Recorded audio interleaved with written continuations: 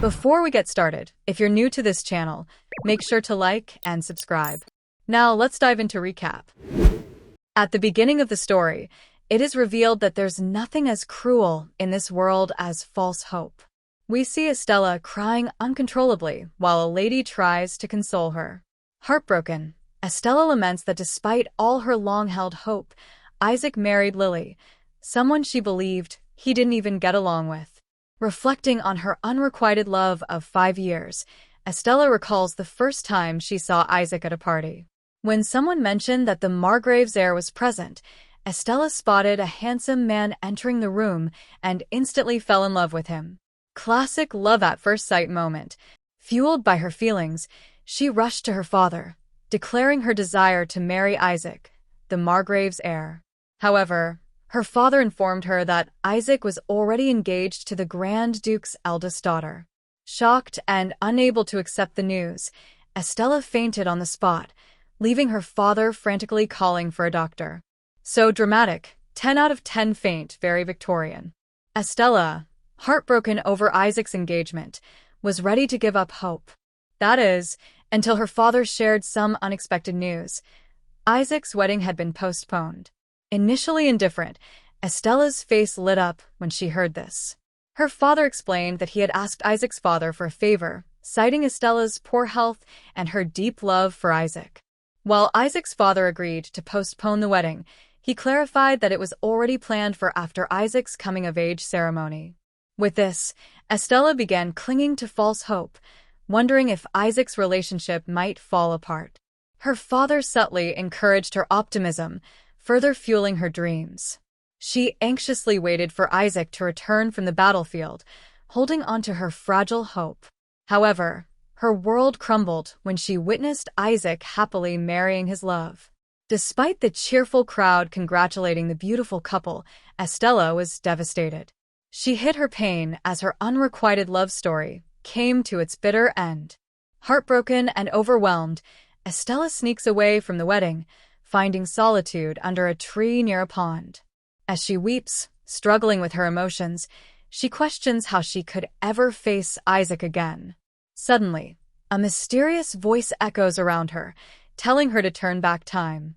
Stunned and confused, Estella wonders if stress has finally pushed her over the edge. Honestly, wouldn't blame her at this point. Approaching the pond, she notices a strange figure in the water, but slips and falls in.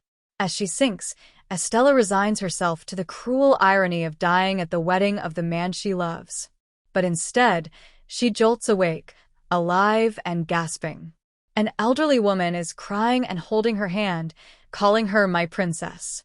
Shocked, Estella recognizes her nanny, but the woman looks much older, as if a decade has passed. The nanny, deeply emotional, rubs Estella's hand against her cheek and gently scolds her for scaring everyone by jumping into the pond.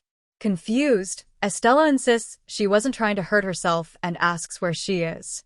She wonders if this is a room in the palace, but before her nanny can respond, 2 young children burst into the room, tearfully calling her mama and clinging to her. Stunned, Estella stammers, asking why they're calling her mama. The little girl looks puzzled while the boy bursts into tears. As Estella stares at them, they seem oddly familiar. At that moment, a man's voice speaks, expressing frustration that she now seems to be avoiding their children. Estella turns quickly and sees Isaac standing before her. Startled, she asks why he's here and where she is. Isaac, clearly confused, lifts the little girl and asks why she's acting as if she's never seen them before. Flustered and overwhelmed, Estella demands to know why everyone is treating her like Isaac's wife. She questions what happened to Lily, convinced she saw their wedding. Her mind races to make sense of Isaac's behavior and the children clinging to him like he's their dad, because, apparently, he is.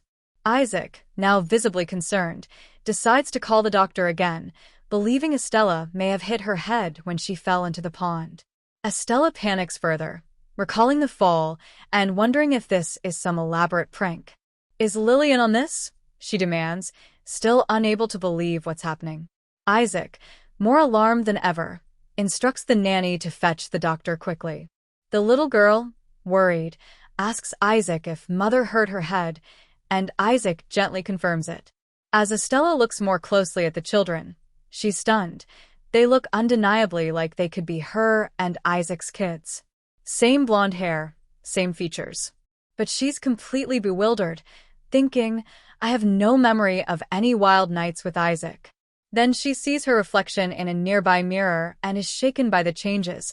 Her cheeks have lost their baby fat, and the corners of her eyes are sharper and more mature. Desperately, she asks what year it is. Isaac replies, 650. The answer rocks her. That can't be right.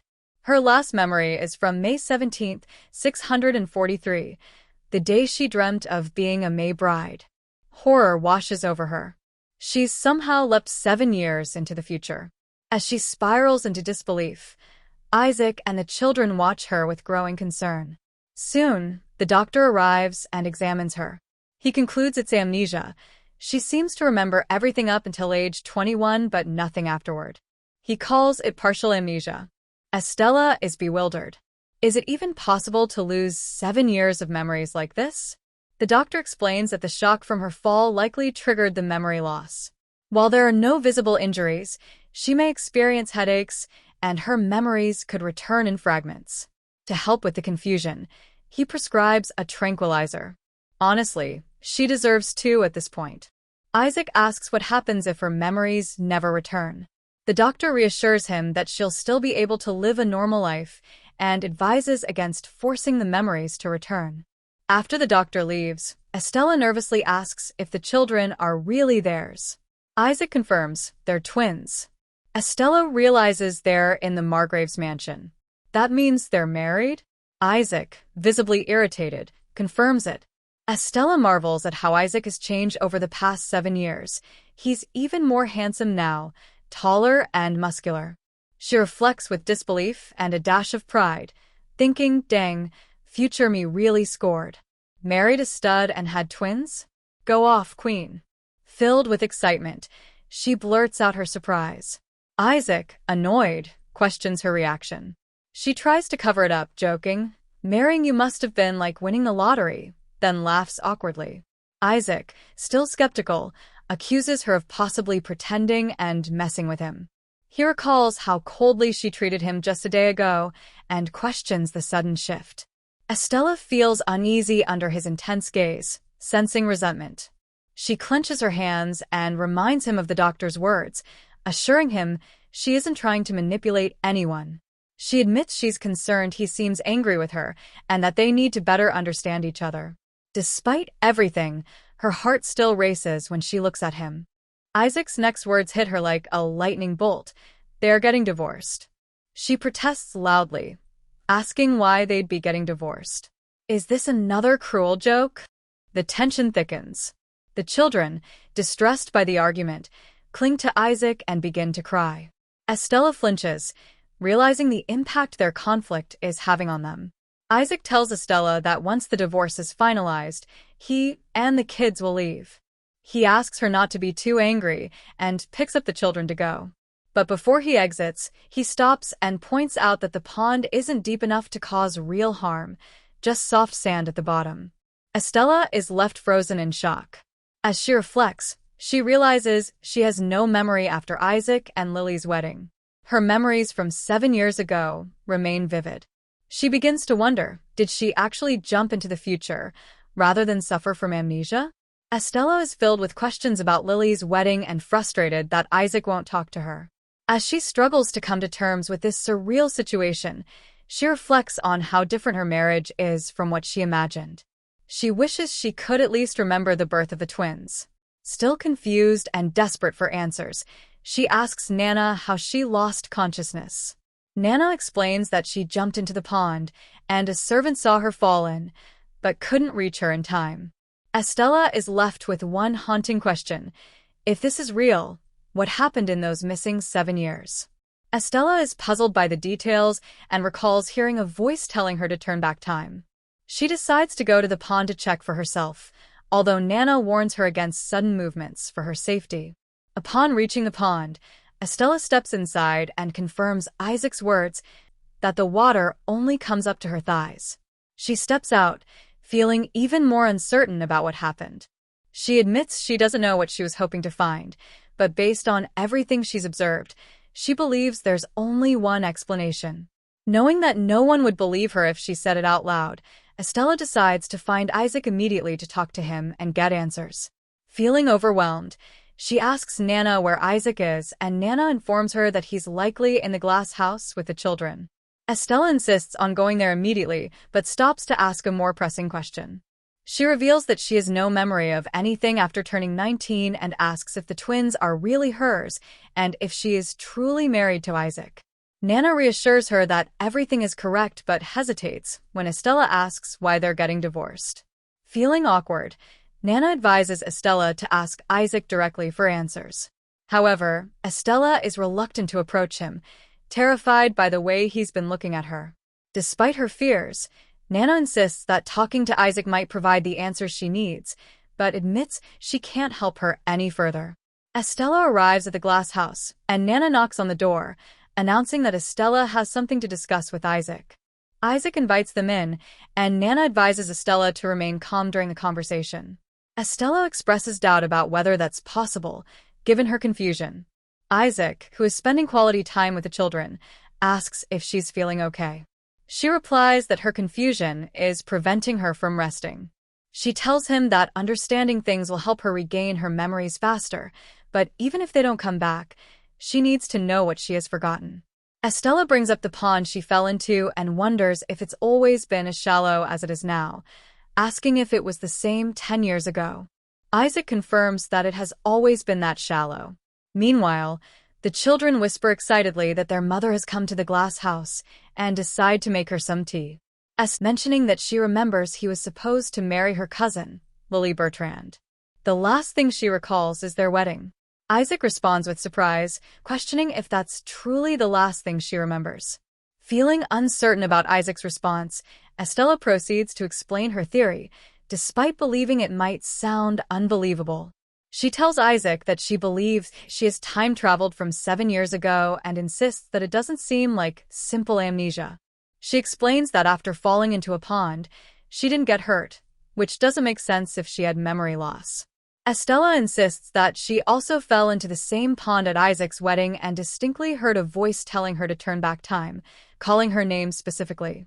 She feels frustrated that Isaac doesn't seem to believe her honest confession and wonders if there's any trust between them.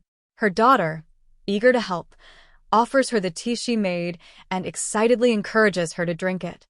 Estella hesitates as she sips, thinking it tastes unpleasant, but her daughter insists she keep drinking and suggests adding more sugar. As the children rush to fetch sugar, the atmosphere becomes peaceful. Flustered, Estella asks what she had last said, and Isaac calmly directs her to sit down, offering her a cushion. Estella, unused to sitting on the floor, remarks that she has never done so, not even in the palace. Isaac removes his jacket and places it on the ground for her to sit on. As she sits, Isaac questions her about her time travel claim, asking if she's 19 on the inside while being 26 years old now. Estella confirms, explaining that on the day of Isaac and Lily's wedding, she heard a voice telling her to turn back time, which led to her dizziness, falling into the pond, and waking up 7 years later. She asks if he thinks she's crazy. Isaac reflects that her behavior and speech now remind him of when she was 19, admitting that it's hard to tell if she's acting or if time travel is real. Estella bluntly states she's not acting and asks if he's always this distrustful. Isaac replies that it's due to someone who made him that way, startling Estella. The siblings rush toward Estella, holding a dish, and the daughter excitedly urges her to try macaron, with the son standing next to her also eager. Estella tries to ignore them, feeling overwhelmed, but the children, filled with hope, ask her again. Seeing their excitement, Estella is captivated and tastes the macaron, praising its deliciousness and asking for more. The daughter, thrilled, asks if it really tastes that good, and Estella confirms. She reflects that the children are very cheerful and may take after her. Isaac explains that they are more excited than usual because she rarely visits the glass house. The children then rush to Isaac, hugging him and announcing that they made more food. Isaac admires their quick work and comments on the delicious smell. The son then approaches Estella, tugging at her dress and asking for a hug while holding his arms out. Estella hesitates, but lifts him up. Isaac tells Lou not to push Estella too hard, and the son agrees, returning to Isaac. Estella hesitates, feeling like she's meeting the children for the first time. She nervously confirms their names as Lou and Lucy Diaz, but is surprised when Isaac corrects her, saying their full names are Lel and Loya Demeshin. Estella is shocked and flustered, wondering who chose the names. Lou proudly admits he did, and Estella pinches his cheek affectionately, though he turns away, feeling embarrassed. Estella tries to explain again that she's not suffering from amnesia and believes she came from the past to correct the mistake she made. She feels the way Isaac and the children treat her proves that the future made some kind of mistake. Isaac calls Estella's name, and she hesitates before asking if they can do away with the divorce, saying that the 19-year-old version of her really loves him. Isaac responds calmly, stating that the divorce was her idea, which shocks and confuses Estella. Isaac explains that she was the one who asked for the divorce and even wanted to leave the children in his custody. He suggests that she might have considered her family a burden. Isaac expresses that, despite her claims of love, the future version of her had already planned to leave, and nothing can erase the hurt he's already experienced. Feeling tired, he walks away with the children. Lucy notices Isaac's distress, asking if he's crying, while Lou trips and falls. Isaac rushes to check on Lou, apologizing for walking too fast and making sure he's not bleeding. As Lou cries, Lucy notices Isaac's expression and asks why he's crying. Isaac denies it, asking why she thinks so. Lucy points out that he looks squinty, to which Isaac apologizes, promising not to make that face again. Lucy happily hugs him, reassuring him that it's okay. Isaac reflects on how just yesterday, Estella barely acknowledged his presence. Despite them being married and having children, their relationship felt more like a show. He realizes that Lou and Lucy feel awkward around Estella, and the few times she did interact with them, they were thrilled. Isaac reflects on how Estella was always busy and never seemed interested in family life. He recalls how the joys of marriage quickly faded due to their discord, and ultimately, Estella was the one to give up.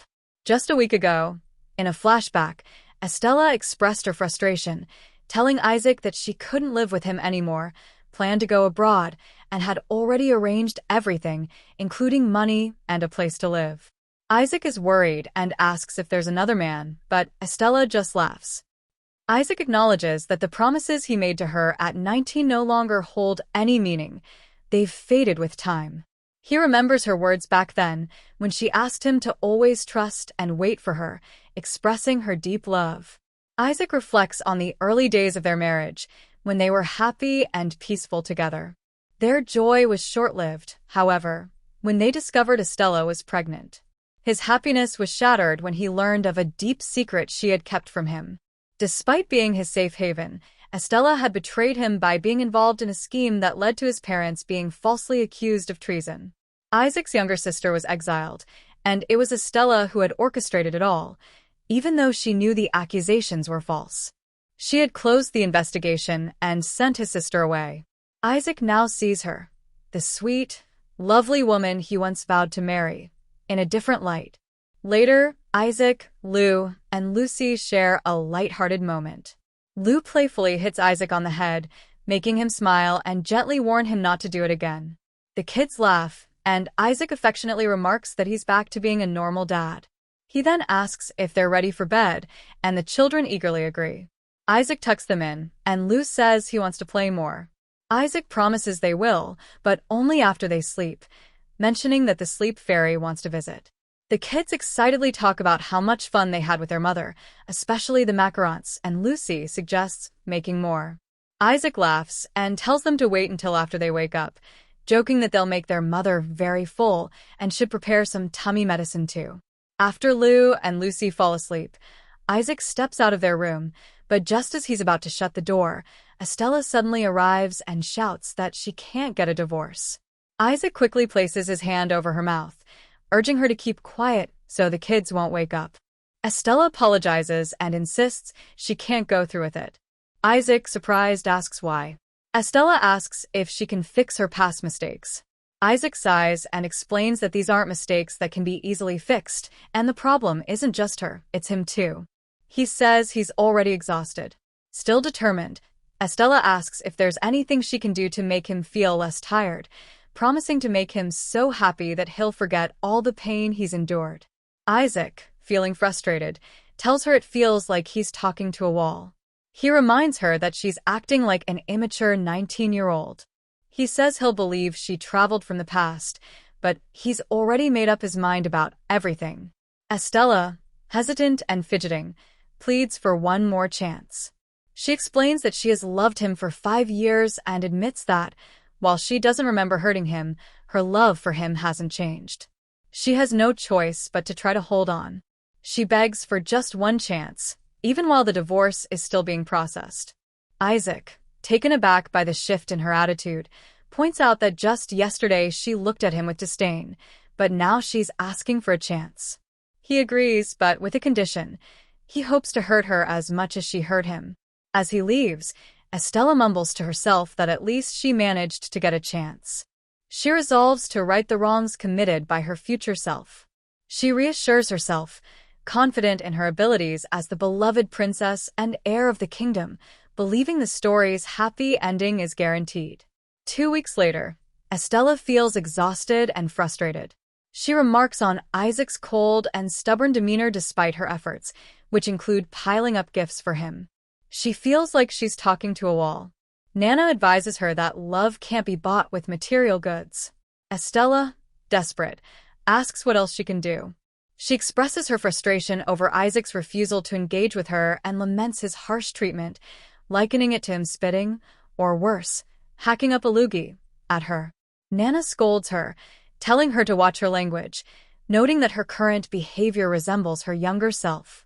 She reminds Estella that, even without her memories, she should strive to act like her usual composed self.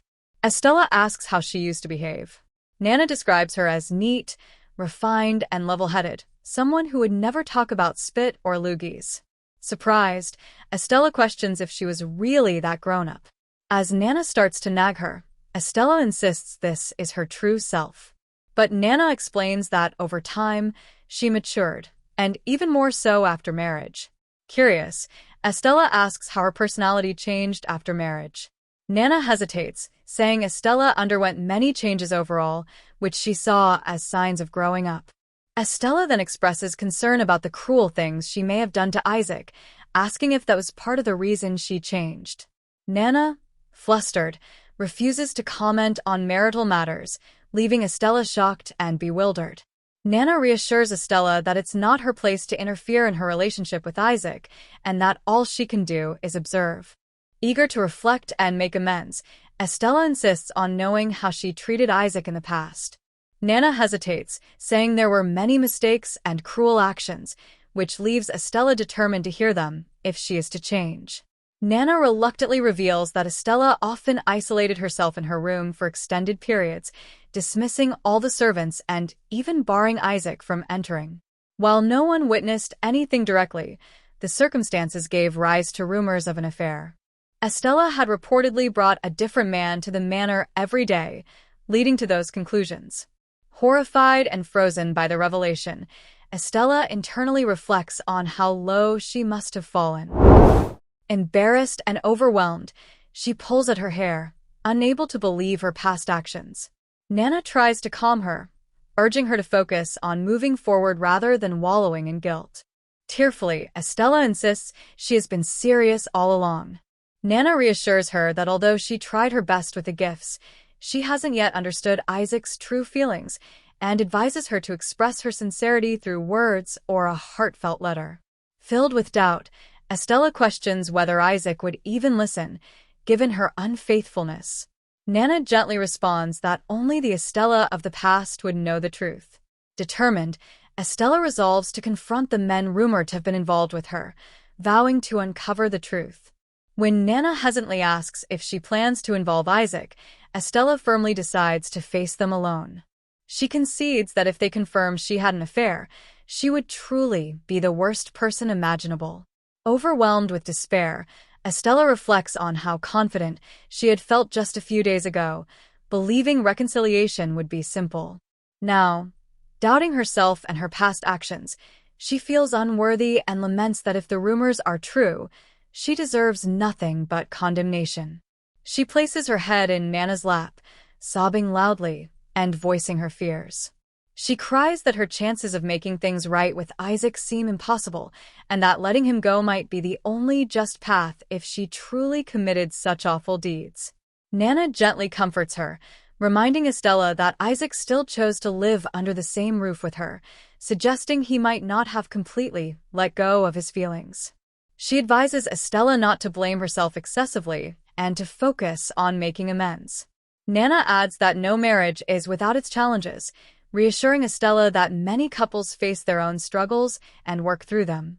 Estella vents her frustration, doubting that other couples face situations as extreme as hers, where divorce papers were thrown down and her husband declared he couldn't endure anymore. She refers to Isaac as a stubborn individual, to which Nana gently chastises her for using undignified language and urges her to maintain some decorum. Brushing off the remark, Estella passionately argues that dignity is the least of her concerns right now. Desperate for clarity, she grips Nana's hands and demands honesty. Nana proposes a hypothetical scenario. What would Estella do if her husband, after filing for divorce, suddenly changed his mind and wanted to reconcile?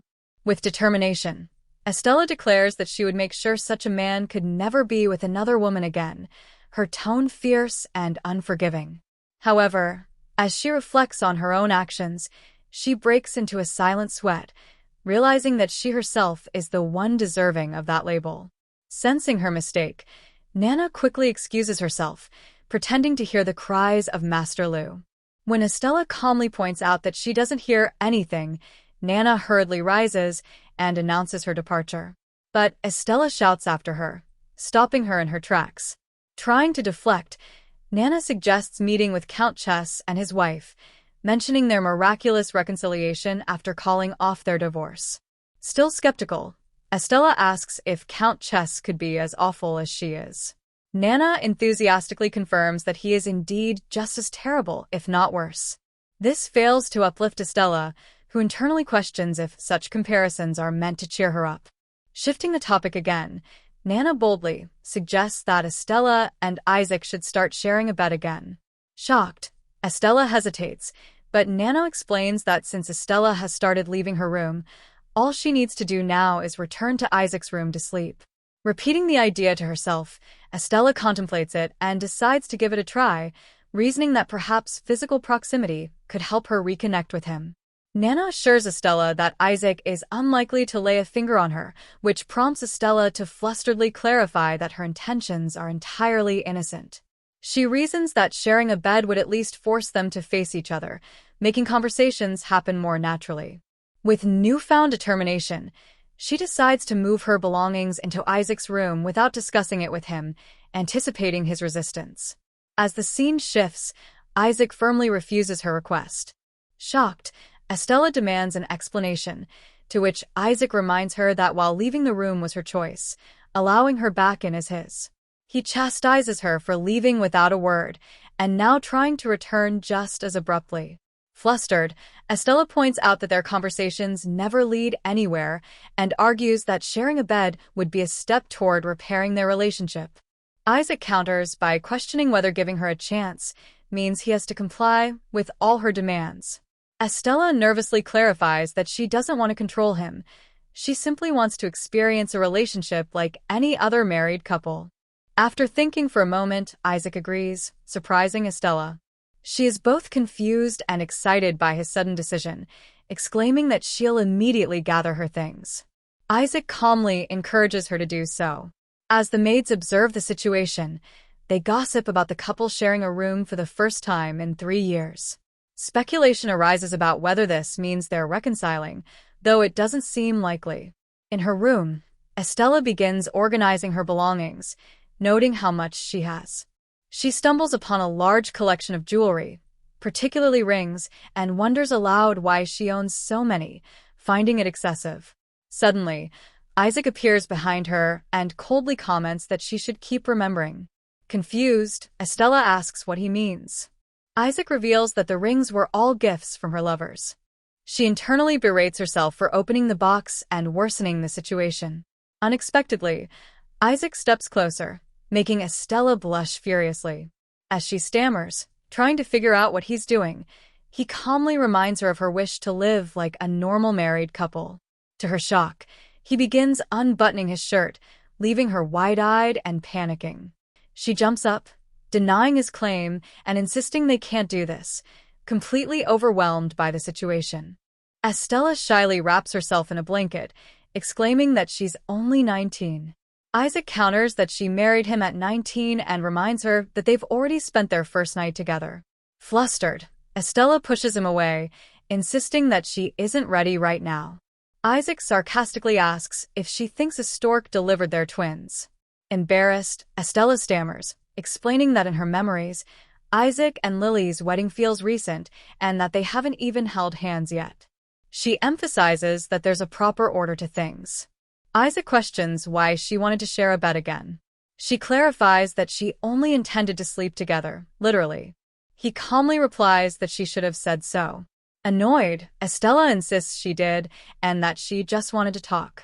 Isaac smirks, claiming he misunderstood and thought she wanted to talk with their bodies. Estella grips the blanket tightly, flustered, and exclaims, asking if Isaac enjoys embarrassing her. Without hesitation, Isaac admits that he does. He explains that since she used to treat him so coldly, it's amusing to see her so flustered now. He adds that it's refreshing to see her initiate conversations, especially after how she used to shut him down every time he tried to talk to her. Annoyed, Estella retorts that he sounds childish. Isaac chuckles, admitting it, but expresses that he's having fun and hopes they can continue to have more fun together. Hopeful, Estella asks if this means he'll put off the divorce. Isaac responds that he will, but only if she's content with their relationship being okay on the most surface level. Disheartened but determined, Estella insists that the surface level is the foundation, because feelings can grow back unexpectedly. She vows to make him say, "I love you," to her one day. Isaac smirks and tells her, "Good luck with that." In the middle of the night, Estella lies awake, unable to sleep. Her thoughts race as she glances at Isaac sleeping peacefully beside her. She wonders if it's the mere fact of sharing a bed with a man, or, because it's Isaac, that her heart is pounding so hard. Reflecting on their past, she questions how things turned out this way and how she ended up hurting him so deeply.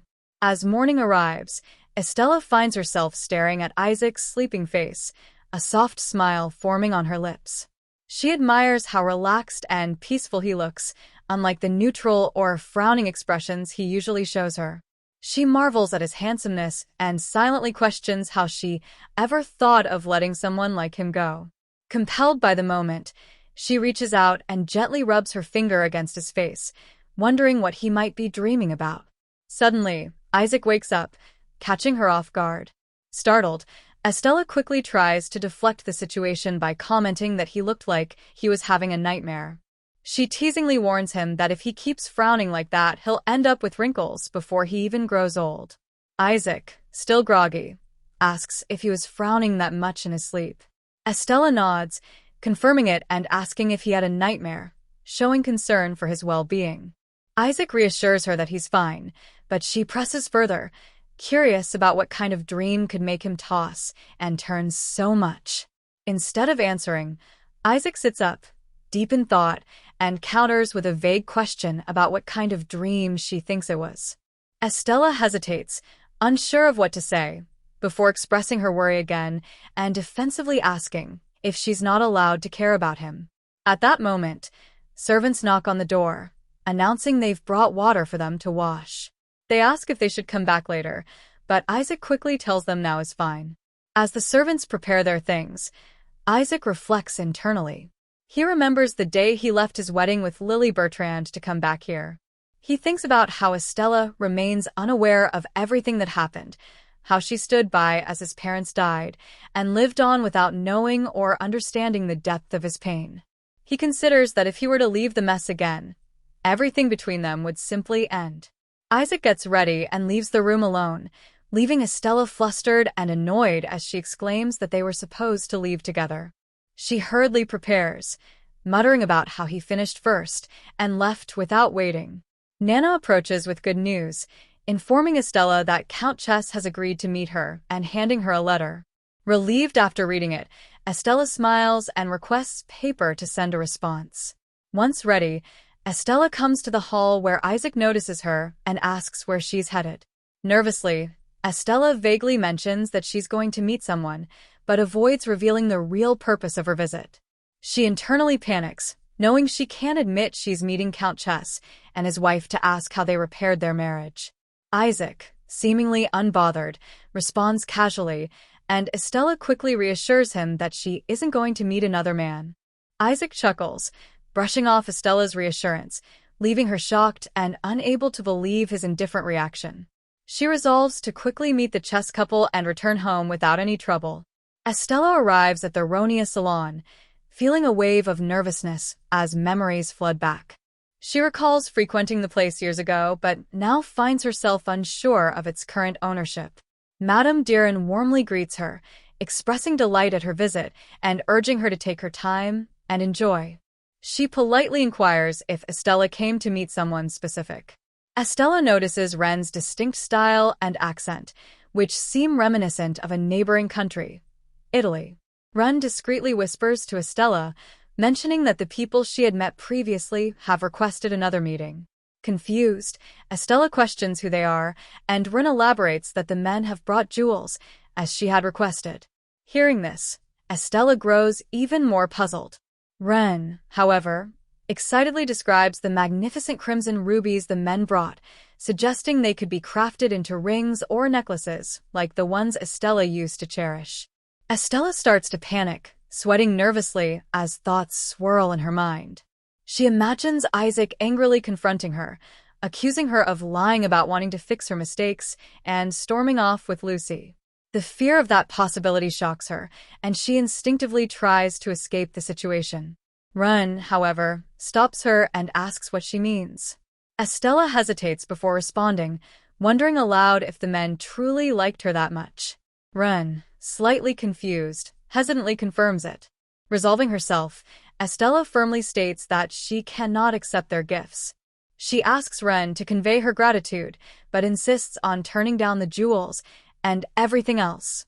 Ren looks surprised and tries to protest, but Estella interrupts decisively, declaring that she has decided to focus solely on one man.